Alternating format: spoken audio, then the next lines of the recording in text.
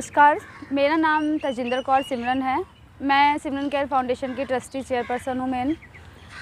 हमारी संस्था को आज 2 साल हो गए हैं, जिसमें हमारा सारा मेन काम रहता है सेवा का, जिसके मेन ऑब्जेक्टिव्स है विमेन एम्पावरमेंट, एनवायरनमेंट के ऊपर काम रहता है और चाइल्ड एजुकेशन के ऊपर काम रहता है। नमस्कार, मैं संदीप खंडेलवाल, सिमरन केयर फाउंडेशन का मैं फाउंडर अध्यक्ष भी हूँ, मेंबर भी हूँ। और हमारी जो संस्था है जो हमेशा शिक्षा को लेकर और गरीबों को लेकर हमेशा काम करती रहती है। भिक्षा को लेकर जो आजकल आपने देखा होगा रेड लाइट वगैरह पे जो रहती हैं उनको हटाने का प्रयास करती है कि उनको शिक्षा दे सके और उनको रोज़गार दे सके। ना पूछो मेरे हौसलों की उड़ान क्या है, ना पूछो मेरी उम्र का वजूद क्या है। आज मैं मिलाना चाहूँगा आपको इस खास प्रोग्राम में ऐसे समाज सेवकों से जो निष्पक्ष समाज की सेवा करते हैं। कोरोना काल में भी उन्होंने काफ़ी कार्य किया है और अपनी समिति के थ्रू जितना हो पाता है देश की सेवा में लगते हैं, समाज की सेवा में लगते हैं। आइए रुख करते हैं ऐसे समाज सेवकों की तरफ। स्वागत है और मेरे साथ यहाँ मौजूद हैं सिमरन केयर फाउंडेशन के चीफ और फाउंडर। बात करने की कोशिश करेंगे। सर जी, फाउंडेशन में किस किस तरह से कार्य होते हैं, क्या क्या करते हैं आप? हम सिमरन केयर फाउंडेशन में ज़्यादातर सभी कार्य करते हैं। मेन तो हमारा उद्देश्य जो रहता है बच्चों की पढ़ाई का, और जो बीमारी में जो लोगों को इलाज वगैरह नहीं मिल पाता, स्लम एरिया वालों को, या उनको खाने वगैरह की नहीं मिल पाता है, या उनको पढ़ाई की बहुत दिक्कतें आती हैं, जो कि हम उसको प्रोवाइड करवाते हैं लोगों को। और जितना भी हो सकता है हम उसके लिए एक अपने ग्रुप भी तैयार किया हुआ है, जो कि हमारी प्रधान जी उसको फॉलो करती है और सारा वही इसका करती रहती है। और जितना भी हमारा एक वुमेंस का रहता है कि वुमेंस वगैरह के लिए, और आपने देखा एनवायरनमेंट वगैरह के लिए भी हम करते रहते हैं। बाकी हमने कोरोना काल के अंदर 2 साल हमने पूरा खाना वगैरह और फ्रूट्स का, मेडिकल्स का, ऑक्सीजन सिलेंडर्स का, दवाइयों का, हॉस्पिटल उपलब्ध करवाना, मेडिसिन वगैरह दिलाना, ये सब हमने कार्य किया था। और जितना भी होता है गरीबों को, जितना रोड पे जो देखा होगा आपने प्रवासी मजदूर वगैरह रहते हैं, उनको खाने का, रहने का बिल्कुल उनको बहुत ज़्यादा दिक्कतें रहती हैं दिल्ली जैसे शहर में।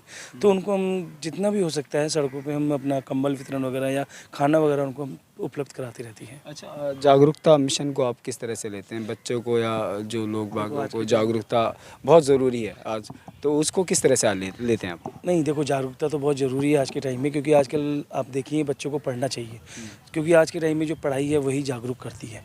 हमें आज पढ़ने के लिए लोगों को जो शिक्षा मिलनी चाहिए वो प्रॉपर मिल नहीं रही है।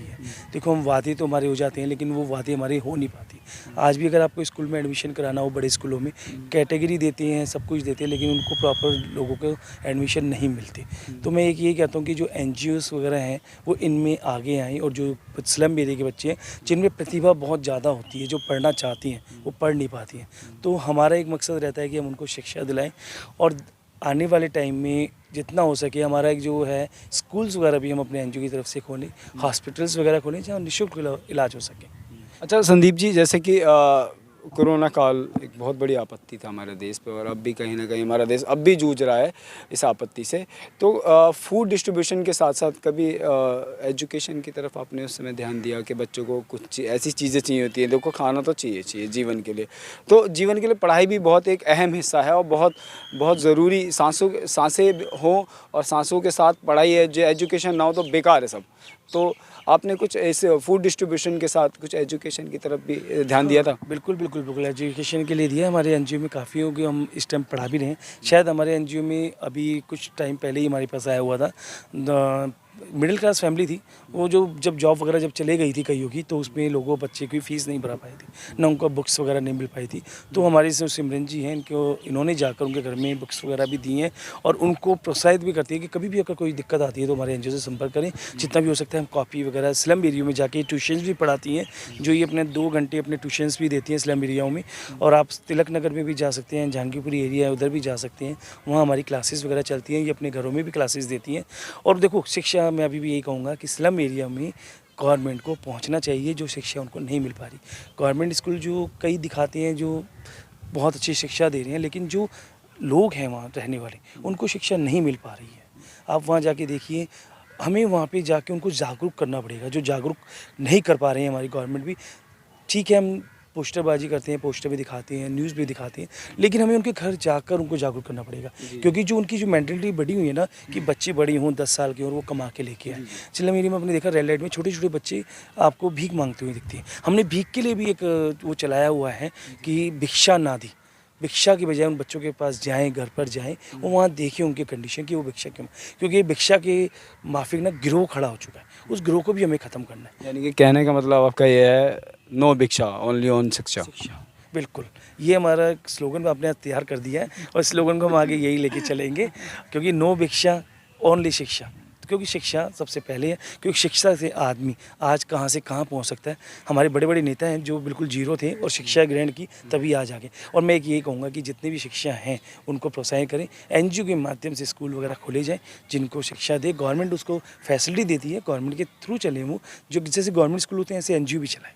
मेरे साथ यहाँ पर सिमरन जी भी मौजूद हैं। काफ़ी समाज सेवा में काफ़ी सालों से ये जागरूक हैं और लोगों की जहाँ तक सेवा हो पाती है ये करती हैं।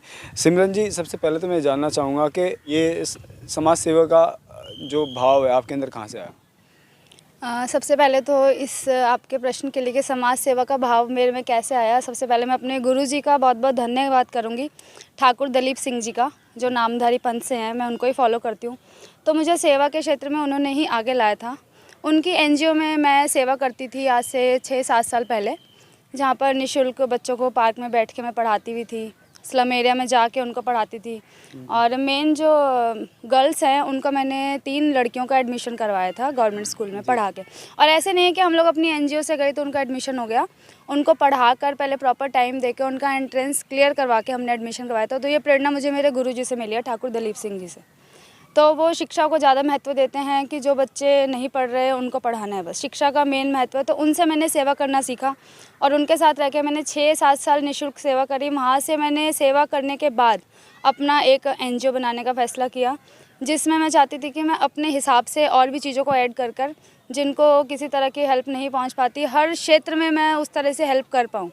मेरे को 2 साल हो गए आज अपनी सिमरन केयर फाउंडेशन की मैंने नींव रखी थी 2 साल पहले। मार्च अप्रैल में 2 साल पूरे हो जाएंगे अब। लास्ट ईयर हमने काफ़ी अच्छा सेलिब्रेशन किया था, स्लम बच्चों के साथ ही रहा था हमारा सेलिब्रेशन। तो 2 साल अब हमारी खुद की एनजीओ को हो गया है। बच्चियों को और महिला शक्ति को किस तरह से आप लेते हैं, किस तरह से उस पर कार्य करते हैं? महिला शक्ति के लिए हमारे पास एरिया है एक रघुवीर नगर का और एक मायापुरी का फ़ेज़ 1 का। वहाँ पर काफ़ी सारी लड़कियाँ हैं जो 10th पास आउट हुई थी, तो उनको हमने पार्लर का कोर्स मैंने खुद से करवाया था, क्योंकि मैंने खुद डिप्लोमा ले रखा है पार्लर में। तो मैंने उनको ब्यूटिशियन का कोर्स करवाया था जिससे कि वो अपने पैरों पे कल को खड़ी हो सके। तो उसमें से काफ़ी लड़कियों ने सीखने के बाद से अपना खुद भी ट्रेन होकर काम किया है। और अभी जैसे छुट्टियों में वो चले जाते हैं, गर्मी में अपने घरों में चले जाते हैं। तो अभी उनसे मेरी बात हुई थी अभी लास्ट मंथ, तो उन्होंने अभी बोला था कि मैम हम जुलाई में आ जाएंगे, तो जुलाई के बाद मेरी रेगुलर क्लासेस फिर से स्टार्ट होंगी। और बाकी हमारे पास एक एरिया है रघुवीर नगर स्लम एरिया, वहाँ की जो लेडीज़ हैं उनको जैसे उनके बच्चे भीख मांगते थे, वो भी भीख मांगती थी। तो बोले मैम अगर हमें काम मिलेगा तो हम नहीं मांगेंगे। तो उनको पूछा गया कि आप कोई कोर्स करेंगे, या जैसे केक मेकिंग, बेकरी का कोर्स हो गया, वो भी हम लोग प्रोवाइड कराते हैं। अभी हमारा नेक्स्ट प्रोजेक्ट है, हम 1 महीने का रख रहे हैं जिसमें हम लड़कियों को बेकिंग वगैरह, पूरा केक वगैरह उसका लर्निंग देंगे। तो बट उन्होंने बोला कि नहीं हम लोग ये तो नहीं कर पाएंगे। तो उनको हमने घरों पे काम दिलवाया, जैसे पेंसिल की पैकिंग हो गई या जीन्स वगैरह के धागे कटिंग का काम हो गया, ये हमने उनको घर पे दिलवाया। तो उससे वो अपना मतलब डेली का अपना कमाई वगैरह अर्निंग सोर्स उनका बन गया। मैम, एनजीओ को जो गैर सरकारी संगठन होते हैं ये क्या करते हैं कि बहुत से अनाथ आश्रम से टाई अप हो जाते हैं, तो बच्चों तक खाना पहुंचाते हैं, कपड़े पहुंचाते हैं, लेकिन बहुत सारी चीज़ें ऐसी हैं जो उन लोगों तक नहीं पहुंच पाती है। बहुत सी लड़कियों की चीज़ें ऐसी होती हैं जो उन तक नहीं पहुंच पाती, जैसे सैनिटरी पैड वगैरह हो जाते हैं। तो क्या आपने इस लेवल का भी कोई कार्य किया है? हाँ बिल्कुल किया है जी, हमारी भी एनजीओ से, संस्था से सैनिटरी पैड्स का डिस्ट्रीब्यूशन रहता ही है। हम लोग जब उनके पास लेके आते तो बोले कि हमें कई ऐसी संस्थाएं भी दी जाती है, बट वो क्या बोले कि हमको जैसे एक पैकेट है उसमें से 3-3 जनों को बोलते हैं बांट लो, ठीक है। 3-3 जनों को 3-3 पीस, 4-4 पीस, मतलब रेगुलर उन तक नहीं आ पाती सेवा।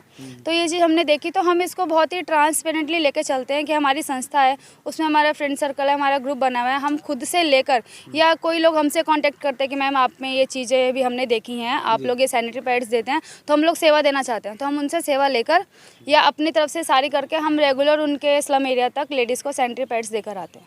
अभी मेरी एक भाई से बात हो रही थी, वो बता रहे थे कि जब कोरोना काल आया तो उसमें आपने रात भर सब्ज़ी मंडी से सब्जियां ला के काटी हैं, खाना बनाया है, तो कुछ उस पल का कुछ शेयर करें। बिल्कुल, ये जो कोविड का टाइम था बहुत ही ख़तरनाक, सबको पता है। जब स्टार्टिंग इसकी स्टेज थी तो सब लोग ही डरे हुए थे और हमने खुद देखा है जैसे मतलब ये चल रहा था।